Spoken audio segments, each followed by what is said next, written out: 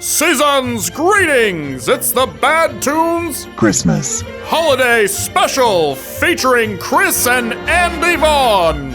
I had to edit in what holiday this is for because I don't know when I'm gonna find the time to edit this piece of garbage. Now let's check in on those Bad Toons boys! Hey Andy, happy holidays! Oh, hey, Chris. Happy Christmas I know I look strange. There's a funny story behind it, but first I thought I'd give you this holiday present. Oh, Here you go. Thank you. Let me just open that up. Oh. Denver the Last Dinosaur. Yeah, he's my best friend and a whole lot more. I don't have a VHS player, though. Oh, that's funny, because I had to sell my skin to buy it. Oh. I had to take a potato peeler and carefully remove layer after layer of my epidermis and then put it in a paper sack and sell it to a man on the corner. And now it's very cold. But this is like a traditional holiday story, isn't it? So, I mean... Yeah, I had to sell... You sold your VHS I had player. to sell my VHS player. Yeah, what'd you buy me with it? Oh. I bought myself some Warhammer 40K minis. That's kind of cool. You son of a bitch.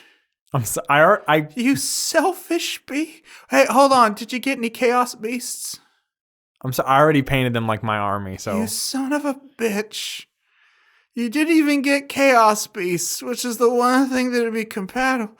I think I'm dying. You know what? I'm cursing you.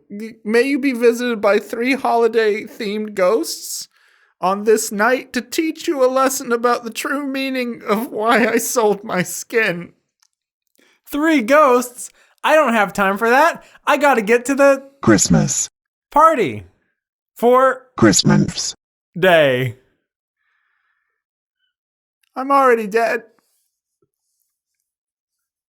I don't want to be awkward, but I actually did buy him something. But he's already dead now.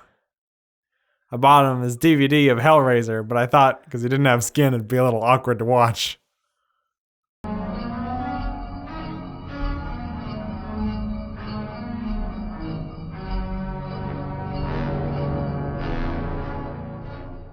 Ooh. Ah. It's me. A Christmas ghost with an emphasis on Chris. Here's your first horrible vision of the past. It's a Christmas ghost. Although this could be in January, so he might be late. I give you the Donkey Kong Christmas special. What? From Donkey Kong Country, the 3D animated TV show on Kids WB or Foxbox, I forgot to look it up. And as an extra punishment, I'm going to review this with you in my normal speaking voice. Oh Ooh. no! Well, to be fair, reviewing something alone would kind of be difficult. So. Also, I have a lot of notes on Donkey Kong, so let's get through this. Oh, you already watched it? We watched it to get... Shit, the bit. That doesn't make sense. Oh, let's watch it right now.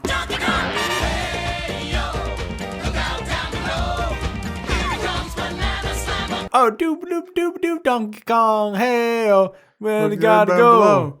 Somebody Cucumber give us banana a slammer. fucking Donkey Kong. Okay, we watched it. So that was a time. No, that was just the intro. We still have to watch the rest of the show, So Chris. Donkey Kong, You're having Ghost of Christmas fast.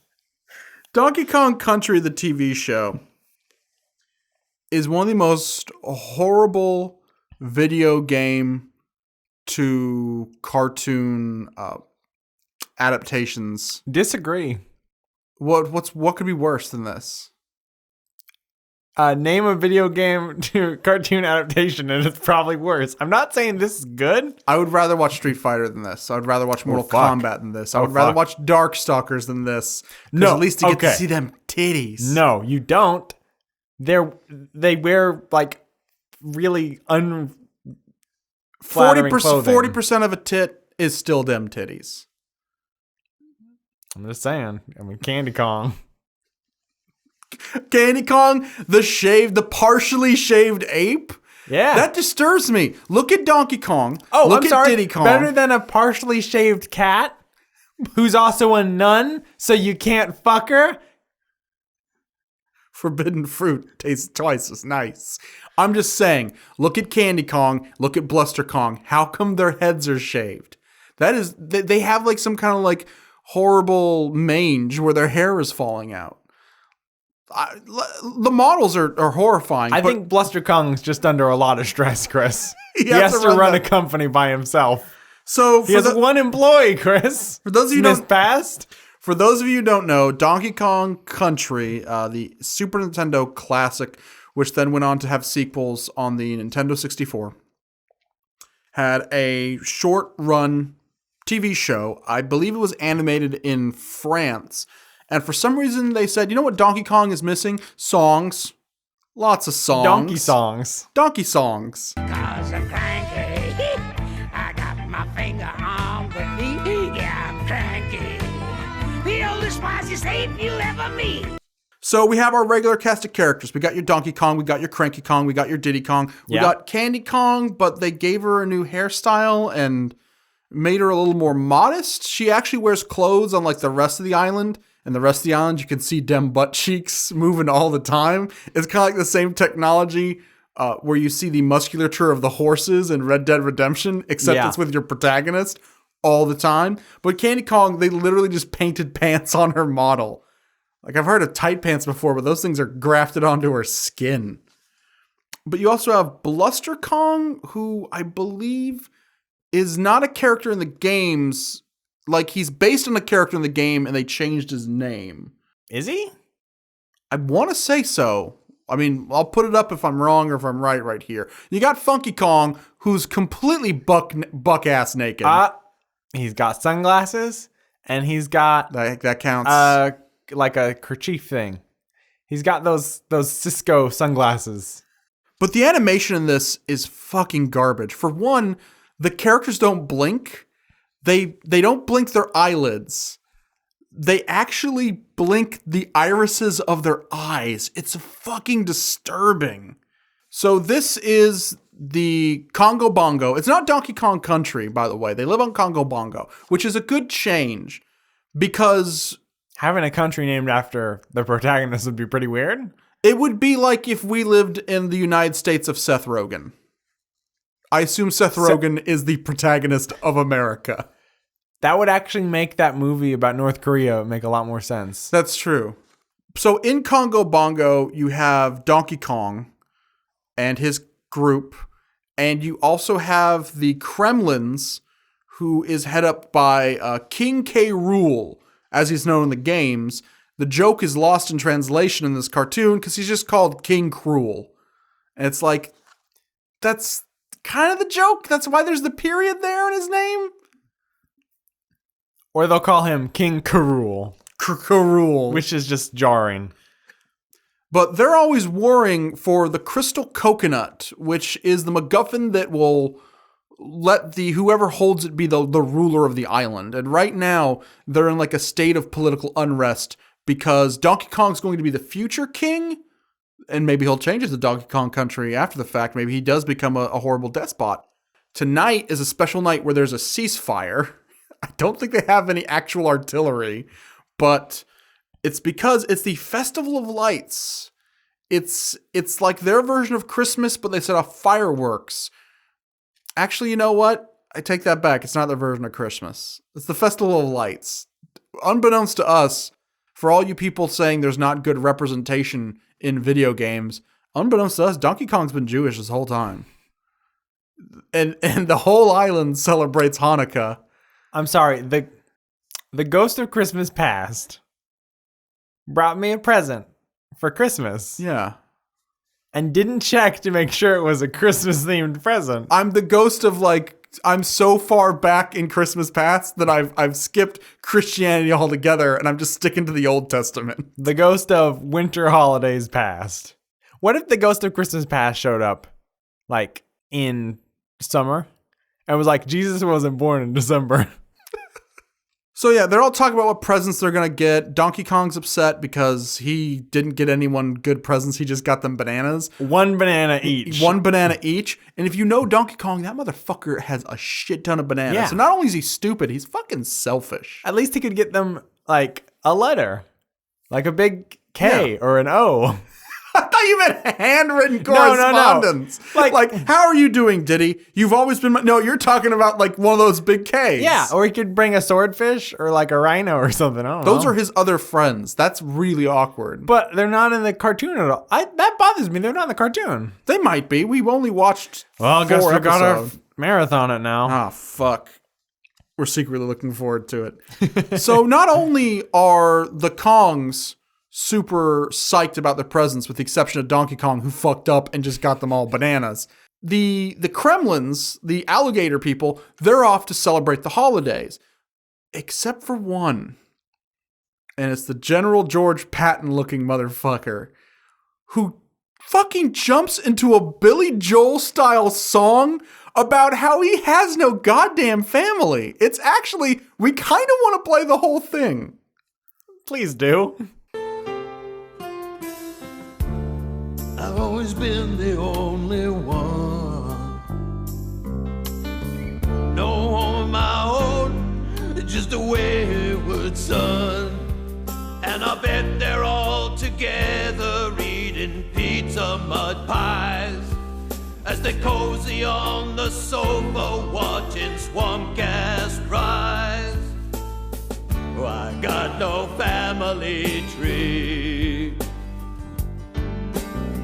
Just a bush, a twig, a branch, a sapling, that's me.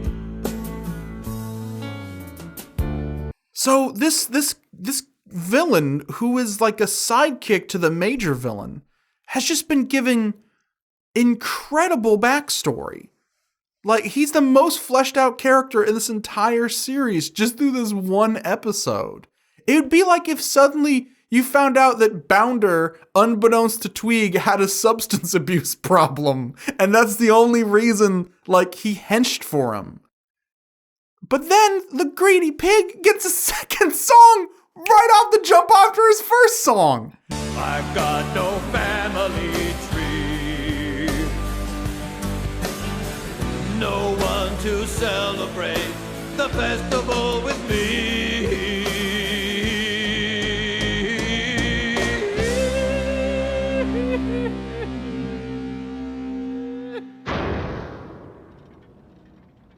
As I recall, when I was a kid, and someone taught me a little poem to cheer me up. Now, what was it? Oh, yeah, I remember now. Whenever you're sad, lonely as can be, just remember me. Dang, Newt, what was that last line? And I'm like, oh my God. The whole episode is about how everyone has a family except for this one dude. And he's stuck in the cave all alone. Is the whole episode just us in the cave with him?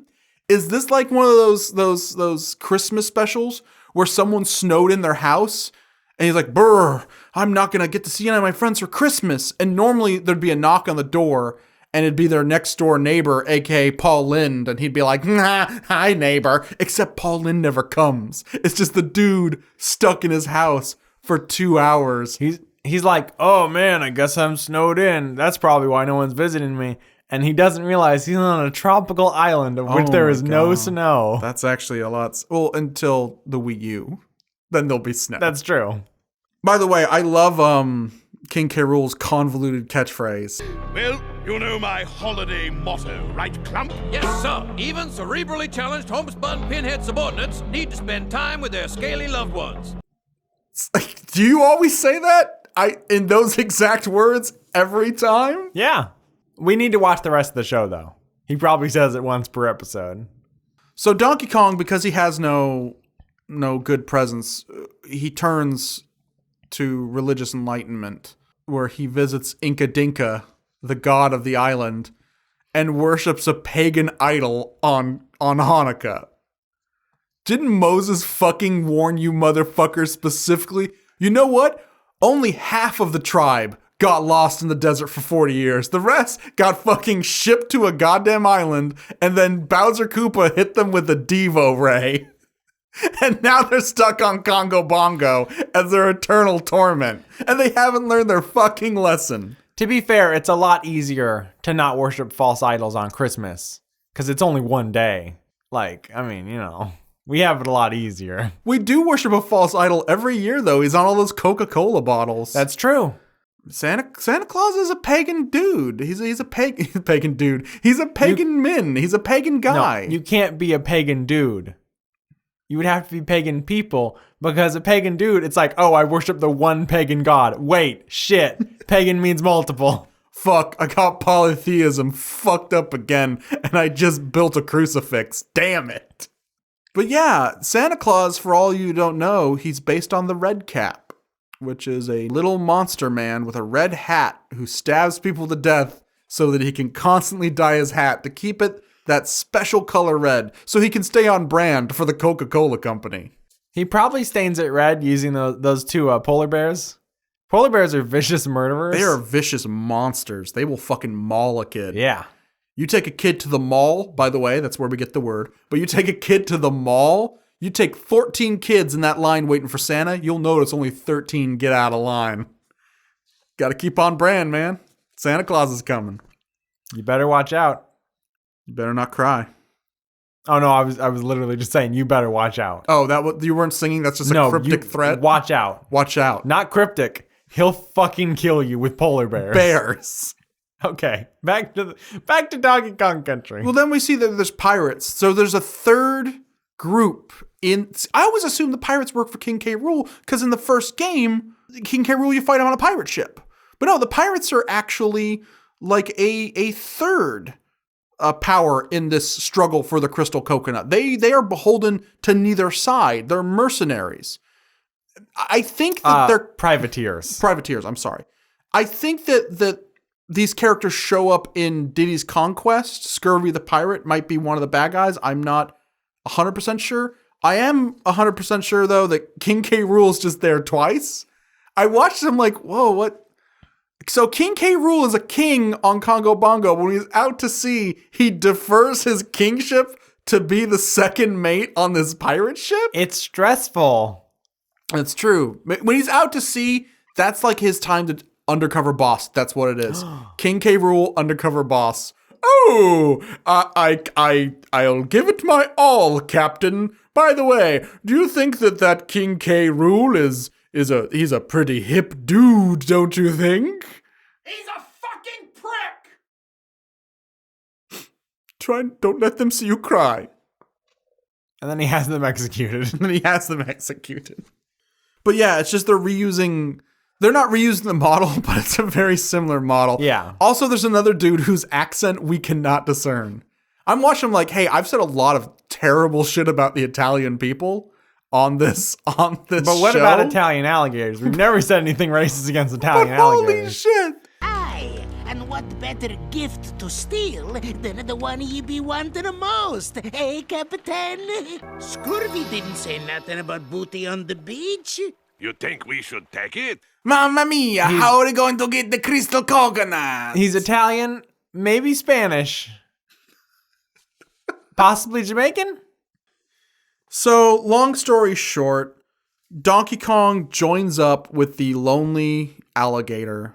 The John Candy from Trains, Planes, and Automobiles of this episode.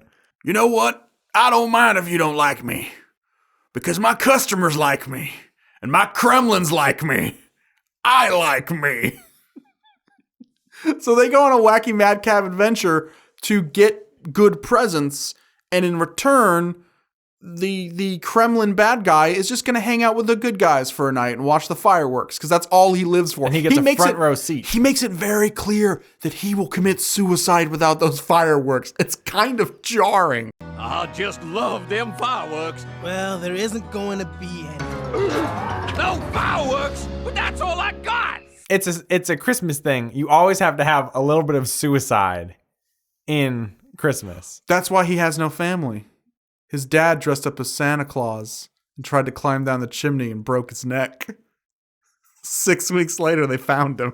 The best part is, where do they get the presents? They steal them from King K. Rool. Yeah, they don't. I take it back. They don't go on a wacky madcap adventure. They just go back to his house. Like, yeah, take shit from my boss.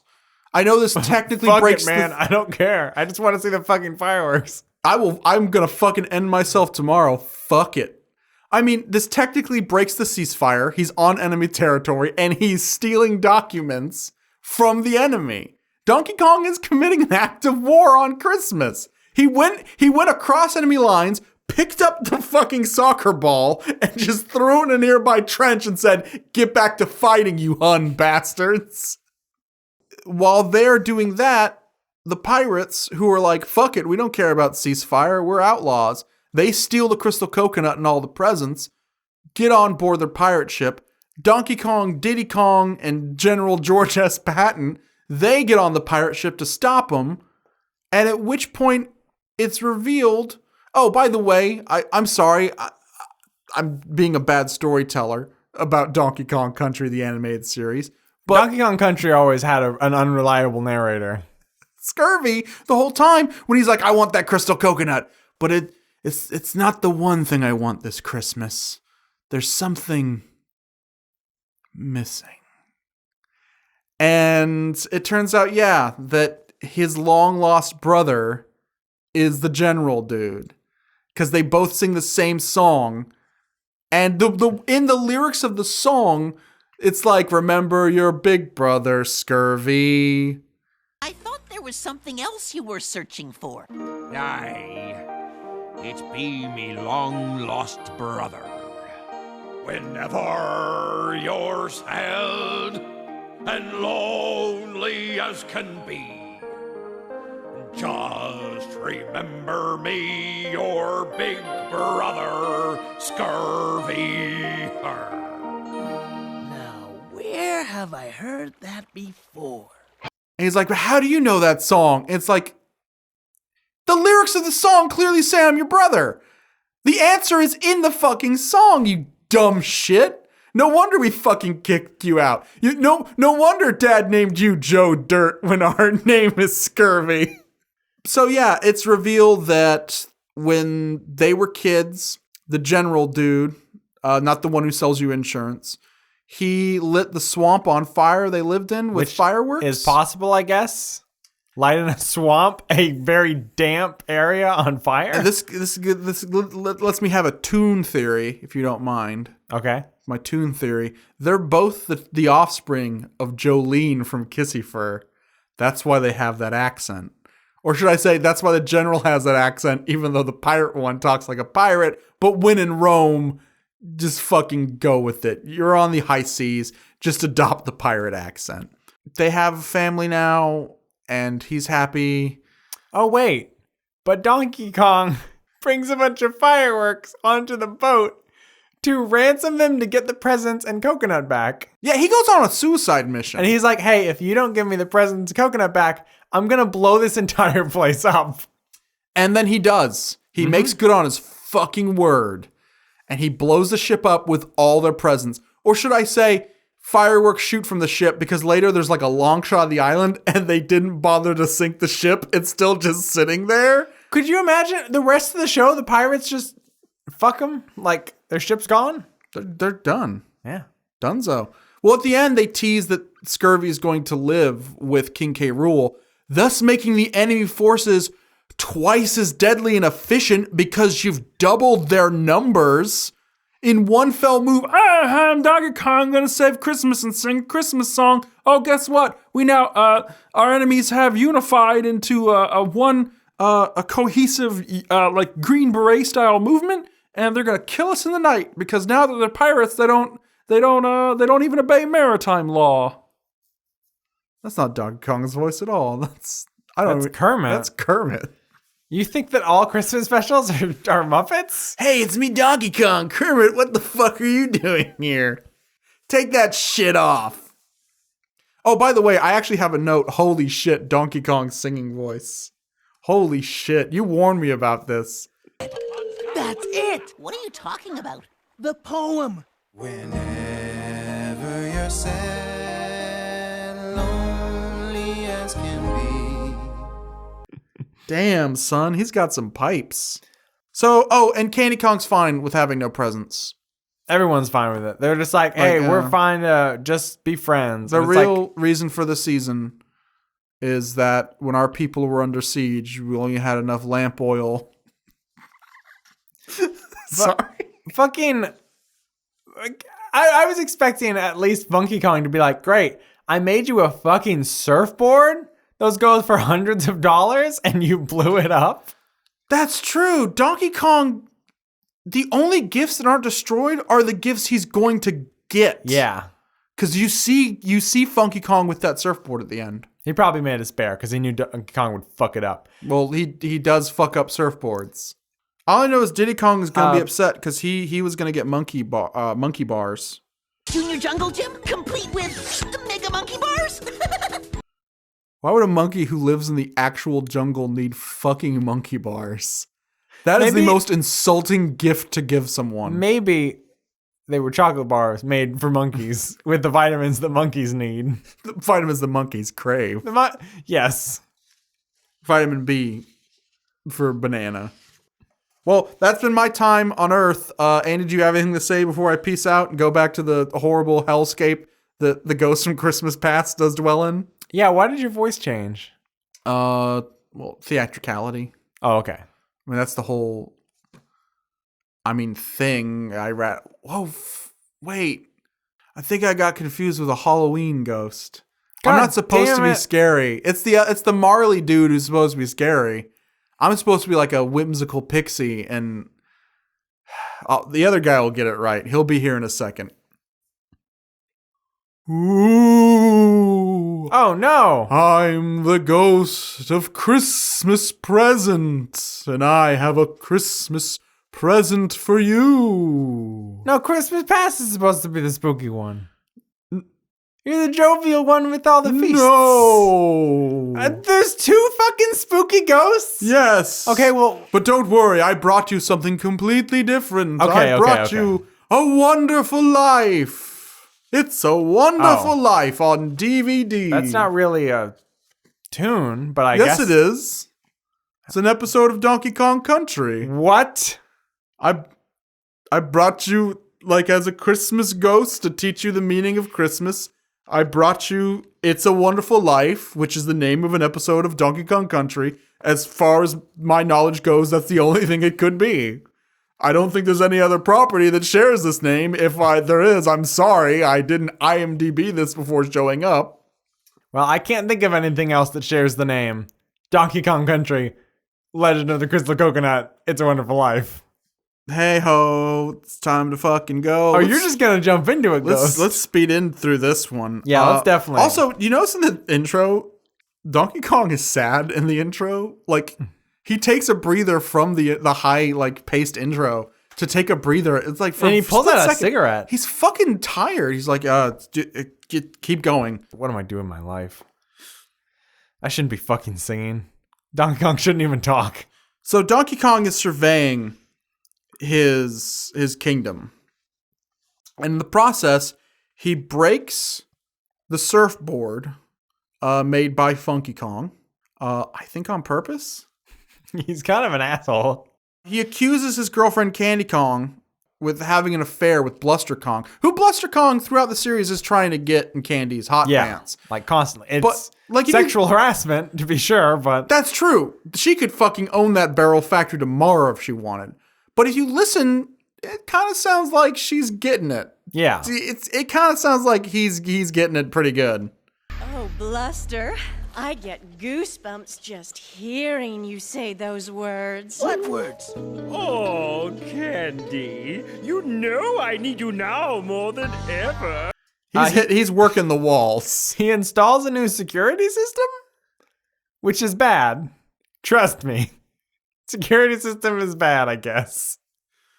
Oh, yeah. He tries to secure the crystal coconut.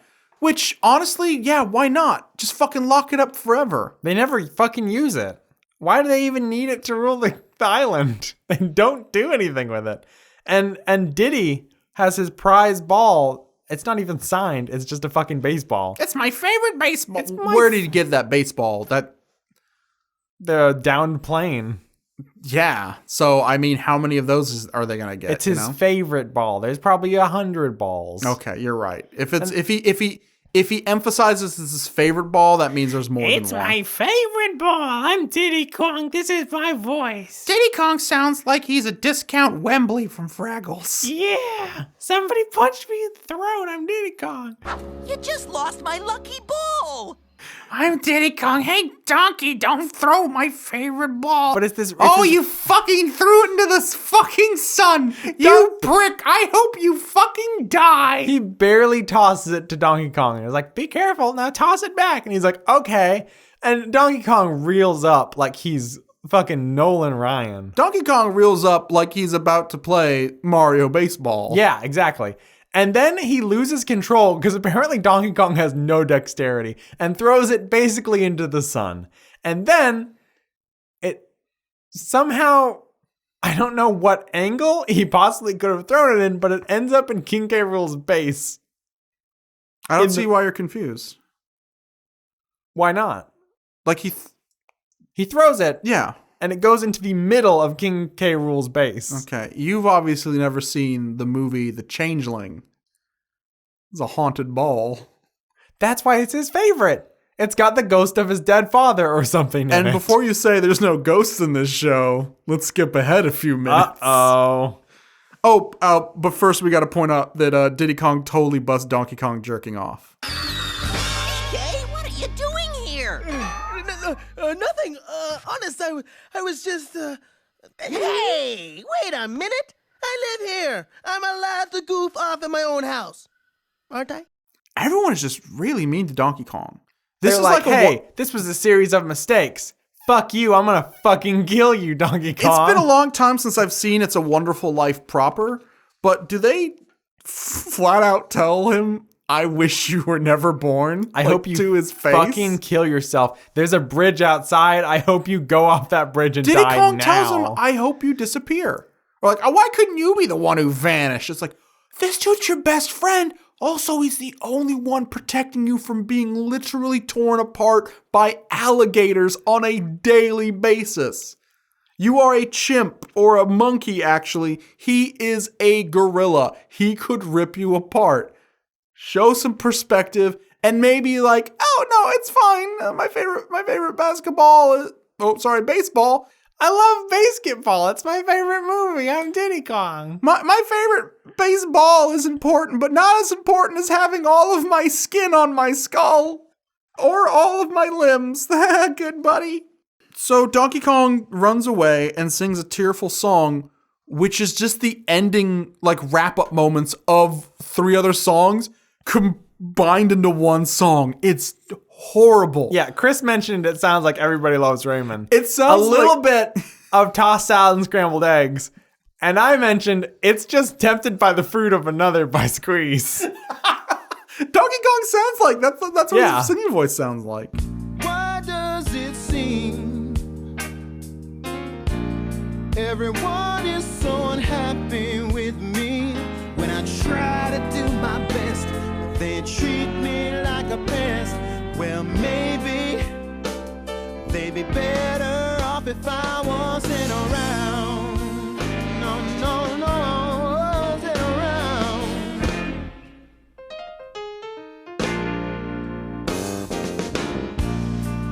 Why should So he's visited by a ghost of a Yeti who I guess was a character from another episode. Who fucking died, I guess? He died off camera and now he's a guardian angel. And he's a Yeti, but he looks exactly like a gorilla, but okay. That's fine. That's fine. He's wearing eyeliner.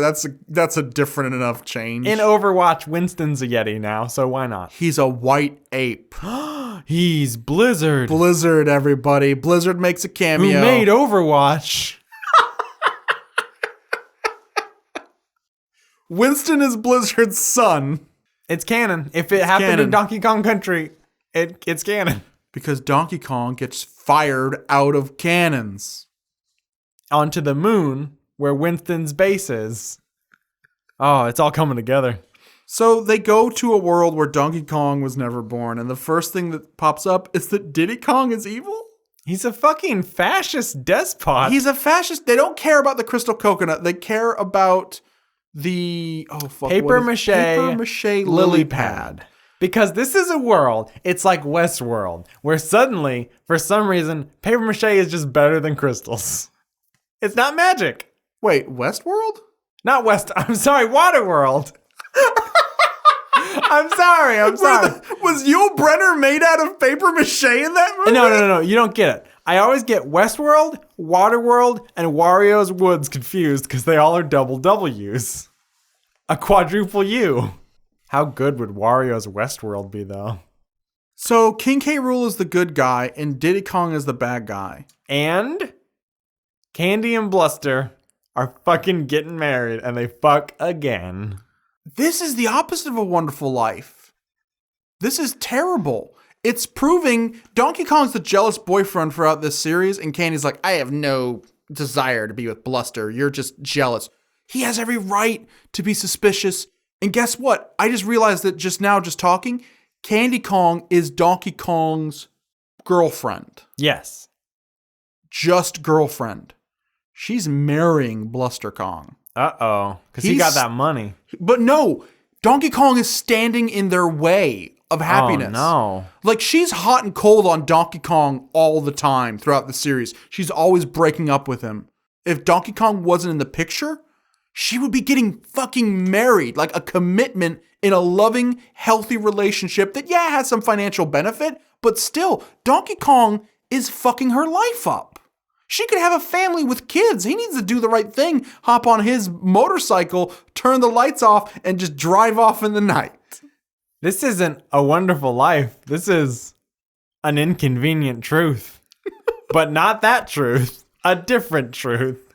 Also, I'm going to point out something. Chris is full of shit. Without Donkey Kong, the show wouldn't exist because he's literally the star and the titular character. Well, I got to point the game is his. I got to point something out to you. What? Donkey Kong Tropical Freeze disapproves global warming. Oh. Because I brought this snowball in. Well, it's a digital facsimile of a snowball I printed out on my computer, but it's from Donkey Kong Tropical Freeze. You know why you had to print it out? Because snow doesn't exist anymore. You're jumping way... The ghost of Christmas Future is in the back, and he's waving his finger, and he's pointing at a sign, stay on script. I meant because there's global warming in real life. So Donkey Kong, aided by Bizarro Donkey Kong, they sing a song together to convince him to make him exist again. And I wrote down, it sounds like Jamira Kong.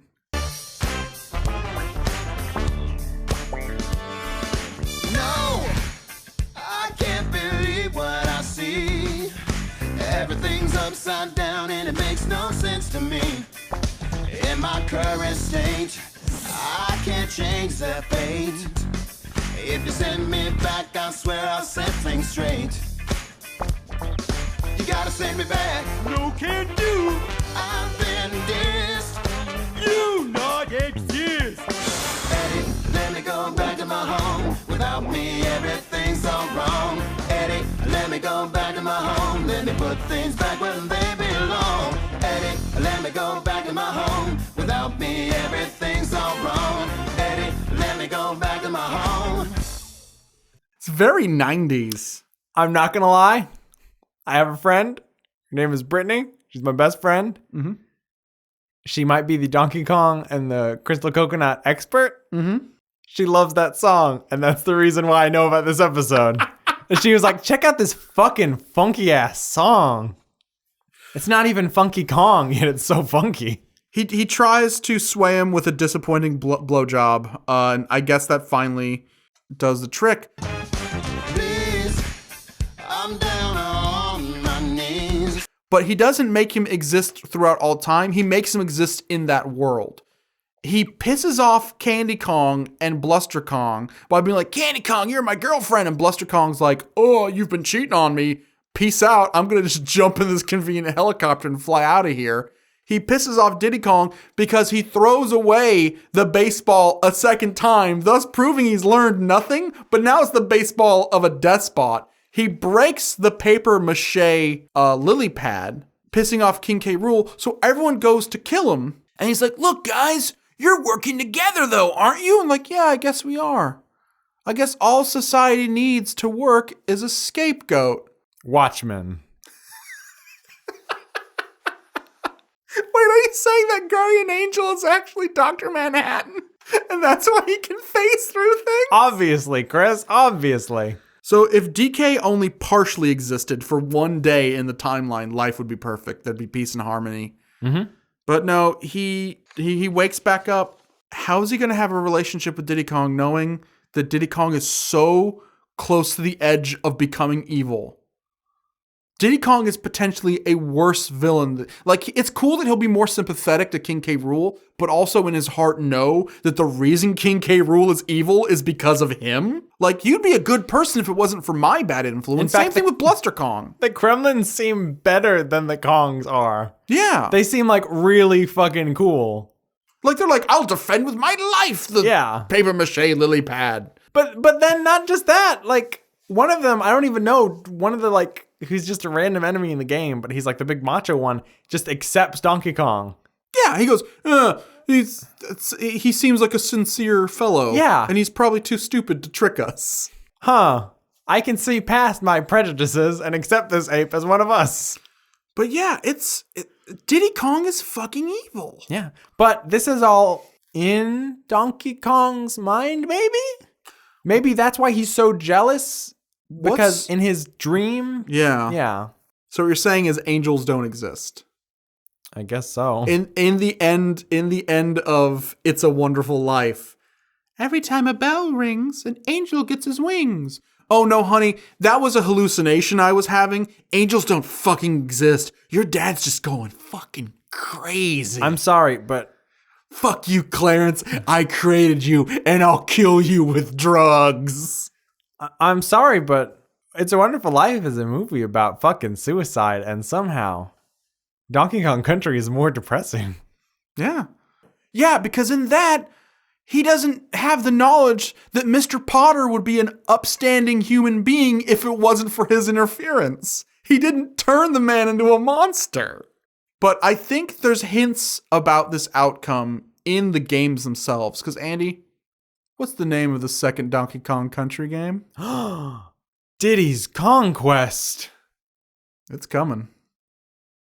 And you better be on the right side of guerrilla history before the guerrilla warfare breaks out. And that's why Dixie wears a beret. Oh my goodness. Also, how about that fucking ass shot of Cranky Kong? Lack of ass shot. We fucking got a colonoscopy. Holy crap. Merry Christmas. Hi, I'm Troy McClure. You may remember me from such cartoons as Christmas Ape and Christmas Ape Goes to Summer Camp. Oh no. It is I, the ghost of nondescript holiday future. Oh no. And I'm here to show you. A cartoon from the future? No. What would happen if you don't take Chris to the hospital? He's still alive, he just doesn't have skin. Oh no. You'd have to have... Wait, I knew that. Josh hosts the show. And Josh would request you to watch Ketchup Vampires, a show from 1992. Hold the fuck on. Yeah? How is that Christmas or New Year's or possibly January 8th related? Ketchup Vampires is the story of vampires who no longer suck blood. Instead, they drink ketchup. And it's hosted by Elvira, Mistress of the Dark. Yes, that woman with the big cans who was in all those sex comedies is here to show you a horny cartoon about ketchup-swilling vampires. It's me, your favorite ghoul friend, Elvira. Get ready for a creepy new show of supernatural fun, The Ketchup Vampires. Narrated, of course, by me, Elvira, Mistress of the Dark. Holy shit, Josh, this was meant to be like your Christmas present because you've been our #1 Patreon supporter for the longest time. A good friend of the site. You've sent us so many wonderful things. So many wonderful things in the past. This was a Christmas punishment for us. Jeez. It's like we've been bad and the Krampus got one of them big old branches. I was like, nah. These boys been extra bad. They getting the ketchup vampires. The animation is so... I call this Ketchup Vampires, the Wand of Gamelon. The one main female character has a fucking walleye for almost the entire show. Can I just say one thing? Yeah. Until tonight, I've had no knowledge of Ketchup Vampires. I've only heard the title. And first time I heard it, thought I was having a stroke. Because what the fuck is a ketchup vampire? I didn't put two and two together until I actually heard them say what a ketchup vampire is tonight. Second, I was like, maybe it's like a Count Duckula or some shit. I don't know. Maybe it's a goofy madcap. If you Google Ketchup Vampire, Count Duckula is the number one hit you get back. Because I believe he drinks ketchup in the show. Oh. Yeah. Well, I don't know. I guess it's not too weird. I mean, Marceline from Adventure Time eats like strawberries and shit. That's true. It does have a pretty good opening song, though. Yeah. You want me to sing it? Yeah. You sing the first part, I'll take the second part, because it gets really good in the second part. Ketchup, soup and puree, don't get left behind, Monkberry Moon Delight. That's a Paul McCartney song, I just realized. That's not it at all. That's not it, damn it. It's...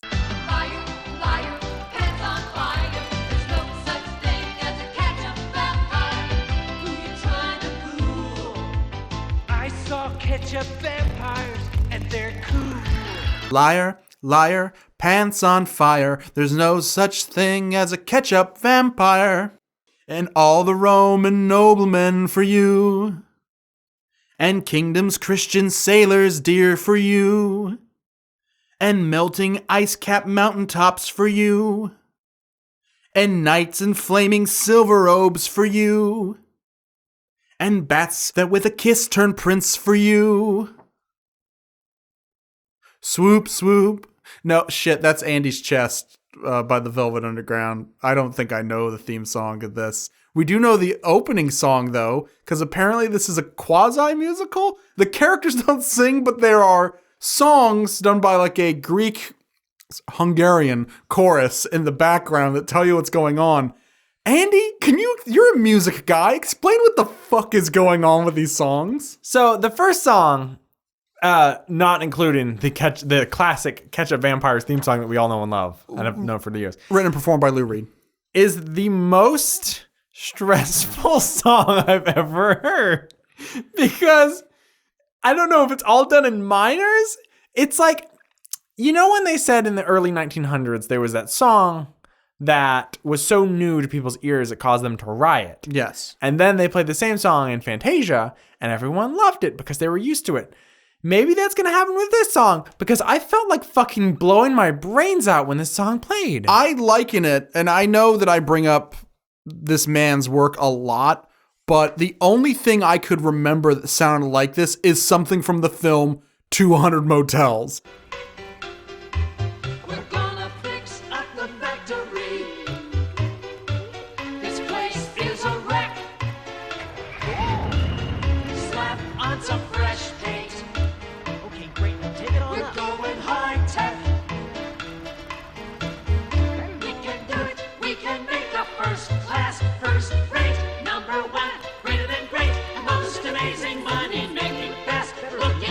Shaking, biggest, brightest neon plastic. Smooth running, fantastic. Those tiny missiles, stupendous, shiny. It's the best, tremendous ketchup making factory in the whole wide world. We will be the ketchup kings. We can make so many things. I kept expecting it to end with a lad searches the night for his newts. And like the music from that movie is even weird for Zappa, so it's intentionally supposed to be like kind of jarring and a parody of like big showy musical numbers in movies. This was not meant to be a parody. This was someone's honest effort. But let's get to the characters real quick. If I hear this fucking Residence inspired song ever again, I'm going to fucking I'm going to have to like rip my hair out or something. I don't fucking know. You would cry too if it happened to you.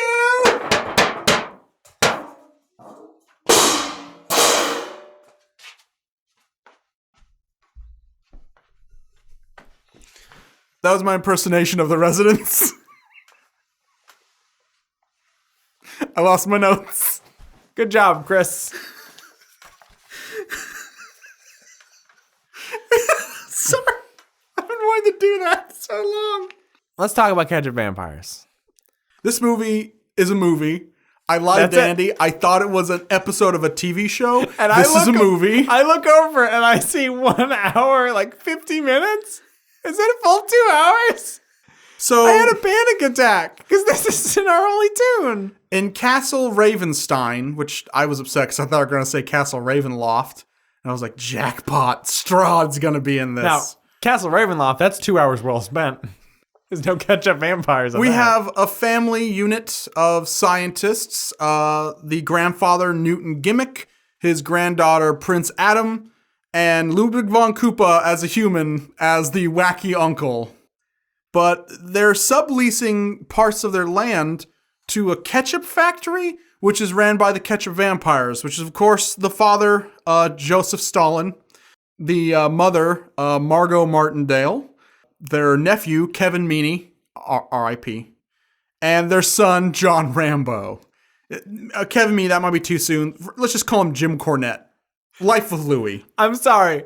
The Rambo kid or Liu Kang, but he came back to life again, but this time as a vampire, but he only eats ketchup because he's a good guy. Guys. He looks. I know how to rejuvenate the brand. Okay, Liu Kang, that's boring. Zombie Liu Kang, been there, done that. Hear me out. Ketchup Vampire Liu Kang DLC. Why are you locking the doors to my office? I'm Ed Boon. I created this company. I'm the voice of Scorpion. Get your hands off of me, you Warner Brothers pigs. I demand to speak to Batman about this. I called the Rambo kid Stumpy Romero because he's like a recolor of a character from the Ed Atlin comic Where's My Shoe?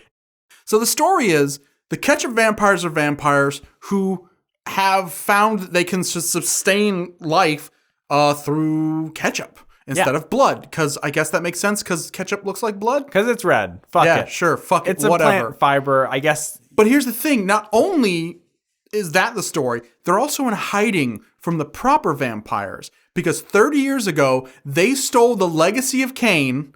It's called the Legacy of Dracula. Legacy of Dracula.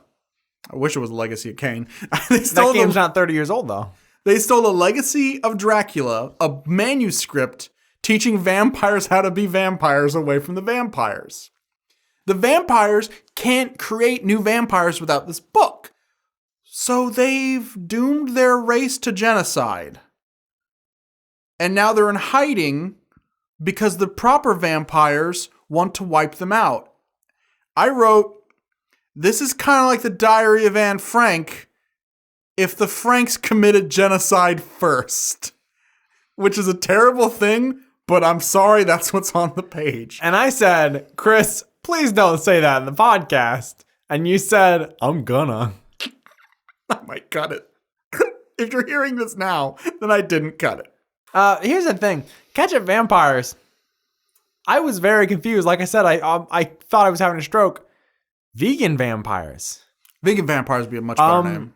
Vegetarian vampires. Yeah. Even vegetable vampires is a much better. Then wait. Tomatoes are fruit. Sorry. I fucked up. Oh, you fucked up. What about V8 vampires? V8 vampires, that's also, they race cars. I thought you were going to say it's sponsored by V8. They could take a huge chunk of change. Well, no. It is sponsored by V8, but they also are... They are... Either they race cars or they shoot missiles at each other, which would also be pretty awesome. Why not all of them? Why not all that shit? That'd be... I could have had a V8. Yeah, there you go. This cartoon's horny. There's a lot of kissing between Prince Adam and John Rambo that kind of made me... Because I don't know what age they're supposed to be. They look 12. 12. Like, I would say a hard 12. But 12 nonetheless. Maybe he's older because he's a fucking vampire. He might be in his 500s, which would make her a super baby. It'd be like kissing a pregnant woman's belly and being like, don't worry, this is my girlfriend. You fucking know you can't say the word super baby around me. Why not? The super baby method.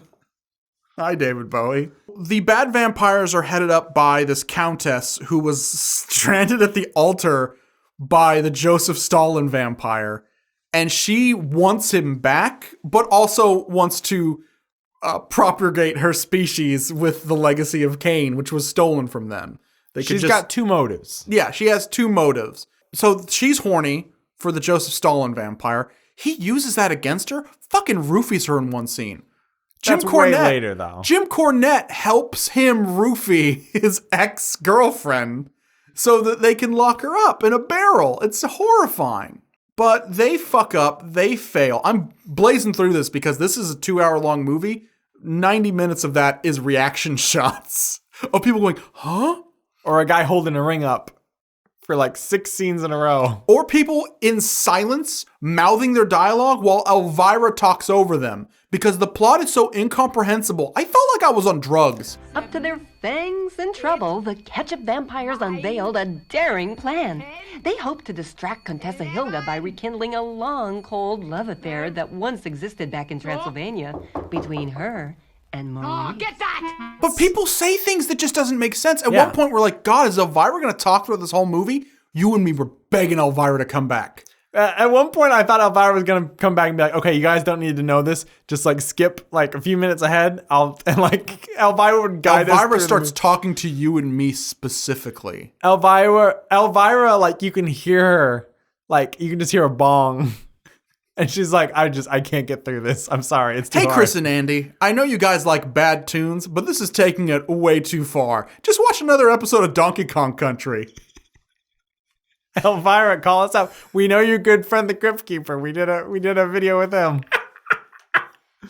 So there's a character who's like a teenage babysitter who we didn't mention. It was my favorite character in the whole thing. She, whenever trouble rears its head, she pieces out. It's great. It's fucking amazing. Now I'm in charge. We'll be attacking those tomato heads with tons of our blood sausage. Yeah, okay. We'll show sure, that. no problem. Those guys are hopeless. They'll get killed. I'm flying back to Transylvania to become the new Contessa of the castle. What's this? Huh? They fell right into our trap. I knew they would. Never mind. I'm out of here. Now, finally, it's my chance to escape. Hello, Hilda. Looks like you've hit the bottom of the barrel. I wish I had time to spring you, but I'm a little rushed right now. And it's great because she does not become an important character until the end of the fucking movie. And she has like the most screen time. Third act, she becomes super important. Until then, she's just Vicky. In fact, we're just going to call her Vicky. I was going to call her Candace Flynn, but a vampire. Wait a minute, Candace Flynn becomes a vampire in Phineas and Ferb. Never mind. She's just Vicky from Fairly Odd Parents. Everything's like, black, just making these horrible facials. But then when the other bad guys get in trouble, she Team Rockets the fuck out of there. She's like, well, you guys can just rot for all I care. Well, I'm sure you guys can handle this. I got a baby to look after. The one person that she rescues along with herself is her vampire bat pet. Rescues him out of a loving relationship, that is. A lot of stuff happens off cameras on this show. Some of it's fucking. It's not off camera because this isn't filmed. There's a camera involved. That's true. Taking pictures of the cells. But this bat, her pet bat, meets a female bat, and they're like, we got married. I'm staying here. And she's like, no, you're not. You're my pet. And it'd be like if your dog was like, hey, I got married to this other dog. I'm not going home with you. What would you do in that situation? I would be like, sure, fine. I guess I was respect sentience, wouldn't you? I would be like, this dog is talking. I respect it. As long as it's not an asshole like that little dog Bert motherfucker and he's going to become my boss or some shit. Or a horrible misogynist. Well, that goes without saying. But I'm like, I got angry when Jake went to go live with Finn and left his fucking kids with Lady Rainicorn. I want my dog to not make that mistake. Essentially, the first string of bad guys fail. They get shrunk with shrinking potion and hightail it back to Transylvania. We're never told where the show takes place, but it has to take place near Romania because people are like, I have to fly all the way to Transylvania. And then within the span of the show, they're there within a couple hours. I guess it could be Hungary. Because isn't it Hungarian? I think so, yeah. Yeah. They fly back to Transylvania. Then this doddering old man, this Yoda guy who Andy loves, is praying to the altar of Dracula. He's like, we can't create new vampires without your book. And he finds a ring. He puts it on and makes him younger and then tells him, old dude, to make vampires cool again and awesome, you gotta get Rambo to fuck the nerd girl. It's like, okay, nerd girl, make yourself look like the blonde chick. Like Prince Adam. Kind of a downgrade because she's got 2 fucking wall eyes. I mean, she could read 2 books at once, but this isn't going to help you in the bedroom. But here, turn into Prince Adam. A reverse He-Man is what we call it.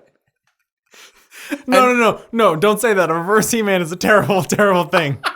It's not appropriate for 12-year-olds to be doing the reverse He-Man. It's like a rusty venture. So, yeah, you're going to do that shit. You got to kiss the prince in the magic circle.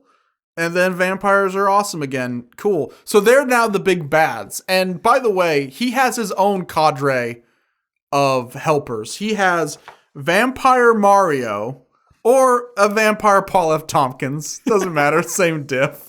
He has Ichabod Crane as a vampire. And then he has offensive German stereotype number 12. Oh my word, I'm a vampire. I guess we should stop calling him Rambo. Because his real name is Pino. His name is Pino. That's right. Yeah, and because the Vicky vampire, whatever her name was, is suddenly instantly smitten as soon as she knows that she has to kiss him. Yeah. She doesn't really show any interest in him before, but as soon as she knows that it's part of like this big plot, she has to do it. And she just becomes madly in love with him and says, "Ooh, I can't wait to kiss that sweet Pino. I can't wait to kiss that peen." Why, look! Pino! Pino's all mine! Once we have our kissing ceremony with Pino, it's all over. Oh, I can't wait until I'm kissing Pino. Oh, Pino. I want that peen. This show is horny. It's got people getting roofied. It's got people kissing peens. 2 bats fuck. 2 bats fuck. And one bat gets in one pregnant. Day. And yeah. Rosie's gonna have babies? It seems like they just got married. Boy, was that quick. I thought they were bats, not rabbits. I don't know the gestation period of vampire bats. I know the gestation period of an opossum. No, I know fruit bats. But vampire bats, I'm not really. Well, I'm just saying, Kurt Vonnegut never wrote about the gestation period of bats. But I don't think it's a day. But they're talking bats, so maybe it's magic. Anyway, Prince Adam. They just kiss, so that's probably magic too. They don't actually fuck. They kiss each other's peens. Bats have a lot of like bacteria though, so that's probably how it happens. Bacteria. Bella, Prince Adam, gets kidnapped. Vicky turns into the fake girl. Starts making the moves on the Rambo-looking dude. He instantly fucking knows it's not her. He does kiss her once though, when he's like, "Hey, your voice is completely different, and you sound like the evil chick." And she's like, "I got a cold," and he's like, "Maybe I shouldn't be kissing you then." And she's like, "We're both vampires. I can't give you diseases." He's like, "We're not both vampires. You're a human." Ah, fuck. Same fucking difference. I look the same. Just kiss me. You Let me just touch idiot. that peen. I just want some of that Pino. She could be saying she wants some of that peen. Or, I mean, I guess maybe she's a child alcoholic and just wants some of that Pinot Noir. Pinot Gris. Yeah. So, yeah, pretty much they foil the bad guys' plans. And that's it. That's Ketchup Vampires. Vicky finds the anti-life equation at one point, so I guess she goes on to be Darkseid. Where is that anti-light stuff? Aha! Here it is. And then she fights Superman, who then goes on to fight Scorpion in Mortal Kombat vs. DC back in the game. Ed Boon, #1, baby. I told you. Liu Kang, Ketchup Vampire Skin DLC, pre-order at GameStop.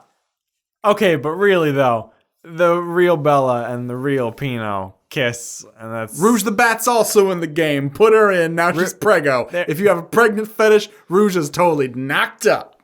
Oh, gross. Yeah. I was 100% attracted to Rouge the Bat, and not anymore because she's pregnant. I'm a love him and leave him kind of guy.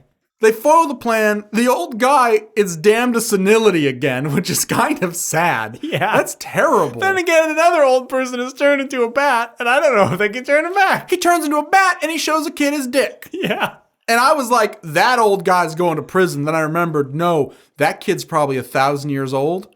That means the kid's going to prison because an 80-year-old man is a baby to a 1,000-year-old man, and he was scoping out his junk. But we're not adults. Yeah, but vampire law. Vampire Jim Cornette, you're going straight to jail. Vampire jail. We did do something, though. We realized there's no voice credits for this other than Elvira. Even IMDb has everyone in the English voice unlisted. And about halfway through, I could not get it through my head that John Stamos would not be in this. Because I swear to God, the fucking Pino character sounds just like John Stamos. He sounds... The game's over. Now why don't you tell me who you really are? What? It's me, Pino. I said I had a cold, didn't I? Then maybe we shouldn't be kissing. He is John Stamos. Yes. We have no proof that it isn't John Stamos. See, I thought at first he sounded like Donatello, but for all intents and purposes, that's John Stamos. John Stamos is Pino. Vampino, a.k.a. Pino, a.k.a. Peen, the Peenster. John Rambo, John Vampo, that was funnier in my head, is played by John Stamos. Here's the thing. Now, I've always said, and I've said, you can go back to previous episodes, and I usually say it once per episode. Mm-hmm. I've always said, John Stamos is the Donatello of Full House. No, he's literally the voice actor for Donatello and the same character because he's the nerd. An A for awful. The intruder has no class. To swallow this large economy-size exoboron cap. John Stamos is the Donatello of Full House. I've said it once per episode at least. That is your catchphrase. It's my catchphrase. Your other catchphrase is something about how Kremlin should spend Christmas with their fellow eating mud pizza pies. Yeah, or some shit like pie. that. But yeah, it's Schrodinger Stamos, I think is the term you gave it, Andy. Yes. As long as we don't look it up, he's just John Stamos. I don't know if we can look it up. I don't know if there's any fucking information about this. They buried the information. They were like, we don't want to be associated with this cartoon that was made with Nazi gold. Just forget it. Just put it out there, slap Elvira to explain some of the dumb shit that we couldn't get in the booth, and we're good. We're good. I think you mean slap Elvira in, not slap Elvira, because that's a crime. Please don't slap Elvira. Please don't slap Elvira. She's a nice lady. She's pretty cool. If you go to a horror convention, you know what? Slap Toby Hooper up a bit. Don't touch Elvira. Elvira is like Alice Cooper, where she's like, I'm all dark, but also like I'm just chill and I'm a pretty nice person. Ketchup vampires. But yeah, we were like, man, look at John Stamos instantly cheating on his girlfriend just because the other girl looks like it. No wonder Rebecca Romaine left him. And I was like, wait a minute. Ketchup vampires. They eat tomatoes. His wife was Rebecca Romaine lettuce. That was also funnier in my head. And the worst part is, Chris is repeating a joke that he said to me that I didn't find funny. I wrote that down. I wish I didn't. Also, his wife is Mystique, so how would he know if she was shape-shifting? All I know is I hope they all get killed by Ketchup Vampire Hunter D. I know one vampire who was hunting for that D. Give me that sweet peen. I can't wait to get that sweet peen on my mouth. You mean I get to kiss a peen? I get to kiss peen? Oh, I'm going to kiss sweet Pino. Oh, I can't wait until I'm kissing Pino.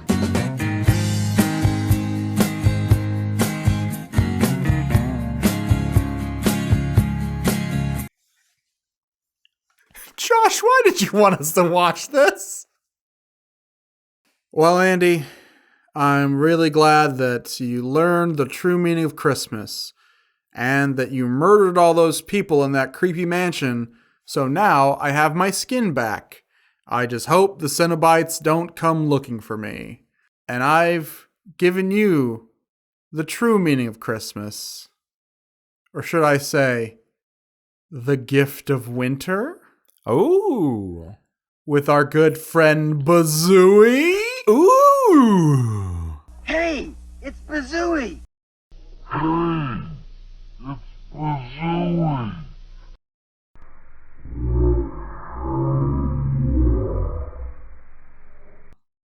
Wait a minute.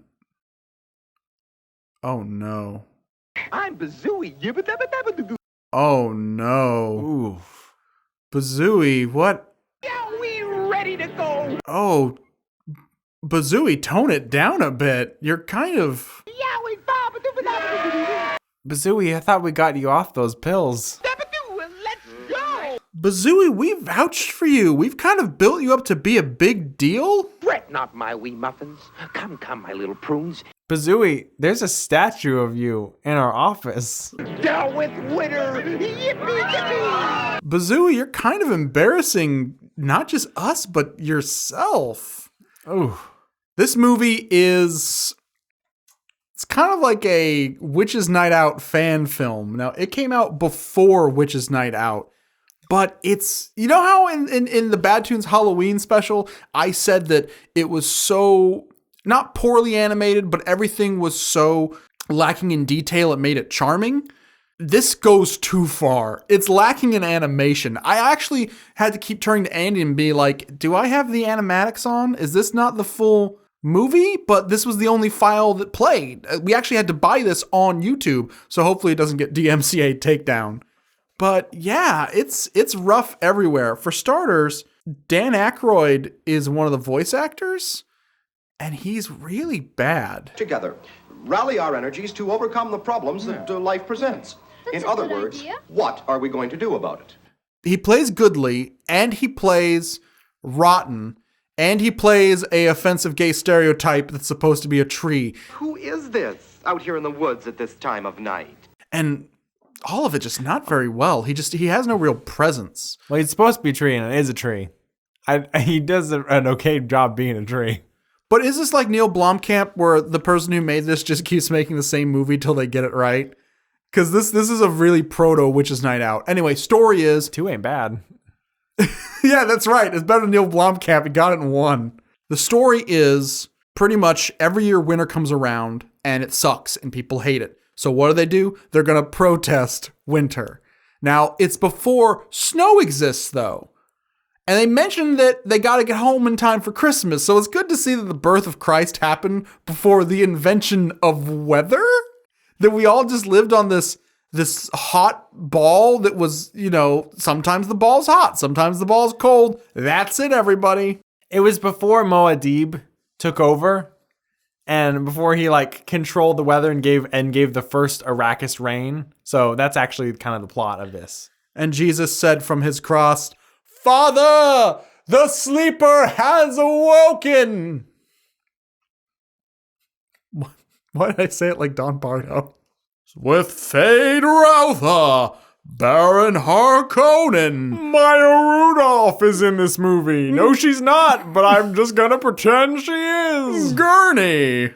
Kenan Thompson for his 14th year in Dune. Bobby Moynihan is a worm. Jack Nance was beaten to death by Latino gang members because he called them. So they all march. The whole movie is just them marching towards the office of Winter. Winter has an office they're going to go to and protest.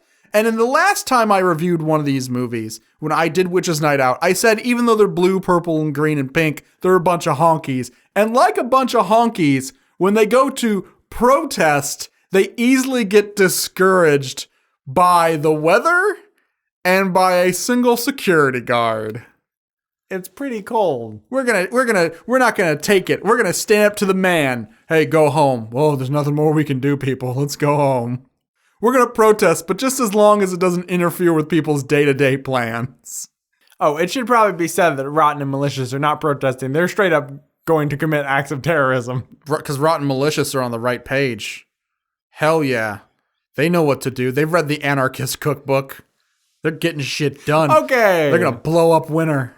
Let's not incriminate ourselves. You know what? And Bazooey is super annoying in this film because it's like he's like Bazooey turned up to 11. It's almost like Witch's Night Out, Bazooey in his 20s. Gift of Winter, Bazooey in high school where he's socially awkward. I'm going to say this. I wrote it down and I'm afraid to say it. Bazooey is just crazy from Hey Good Looking. I'm Bazooey.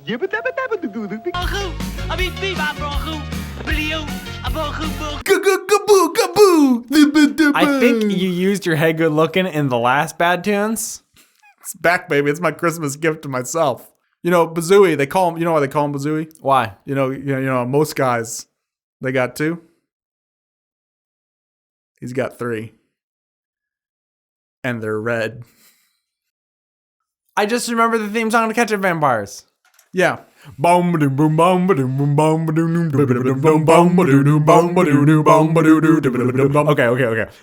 Let's get back to the review. / summary. They meet with Winter after a bunch of shenanigans. And Winter says, no, I'm not going to get the fuck out of here. I'm not going to change for you. The honkies, of course, give up. Oh, well, we tried.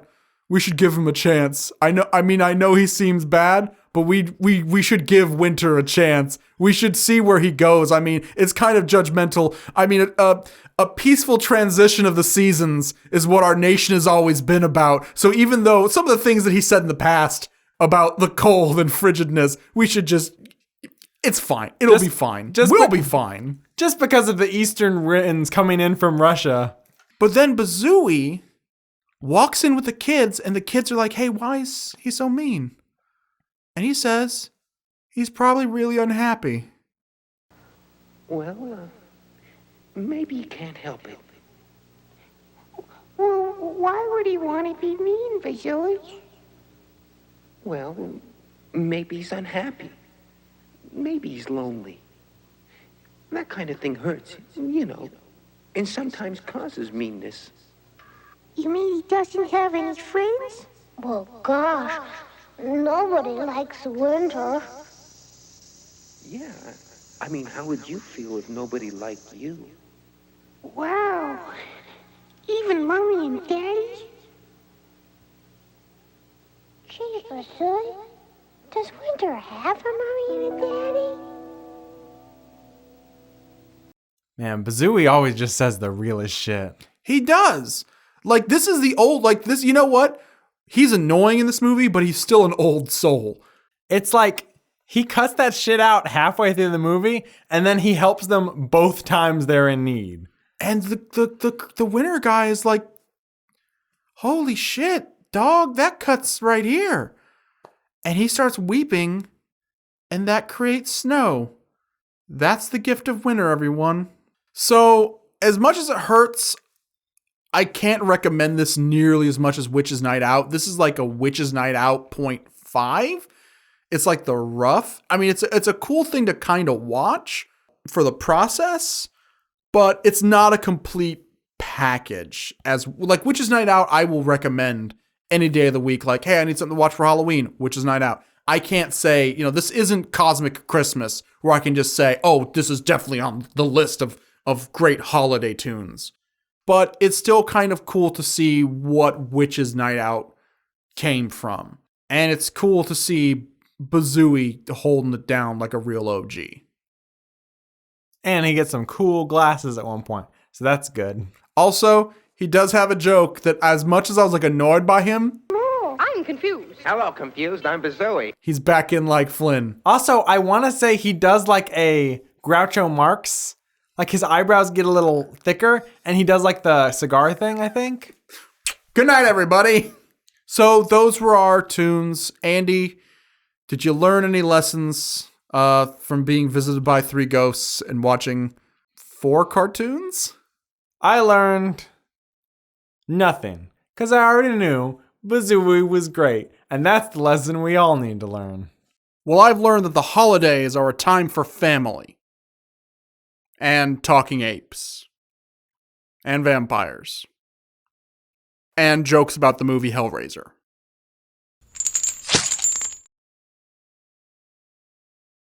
Now it's time for Chris Recommends! We've had a lot of fun here watching terrible Christmas cartoons. I want to actually give you a classic a classic cartoon you're all going to enjoy. What do you think about, Andy, when you think Christmas? You think Rankin Bass. They're the masters of the holiday. And what's the one special that stands above them all? The definitive Rankin Bass classic. That's it. The Hobbit. The Hobbit? Yeah. For Christmas? Well, Gerald Tolkien, he was a Christian. Oh, fair point. And Santa Claus is in it. The guy with the big gray beard. Yeah, the guy with the big gray beard. That's Santa. Who do you think the little goblin man is? Who has the ring? What do you think the ring is? Wait a minute. 5 golden rings. This checks out. 5 golden rings. 1 for the kingdom of man, 1 for the kingdom of dwarves, and 1 to rule them all. And that toad guy went off to be a dentist. Good night, everybody. Happy holidays. I hope this came out before Christmas. Probably didn't. A jolly snowflake day to one and to all.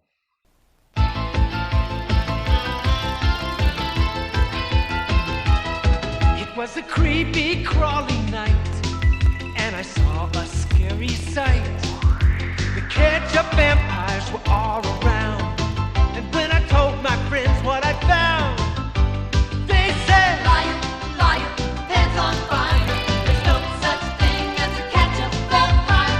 You must have had a dream." But I knew what I'd seen. Liar, liar, pants on fire. There's no such thing as a ketchup vampire. Who you trying to fool? I saw ketchup vampires, and they're cool.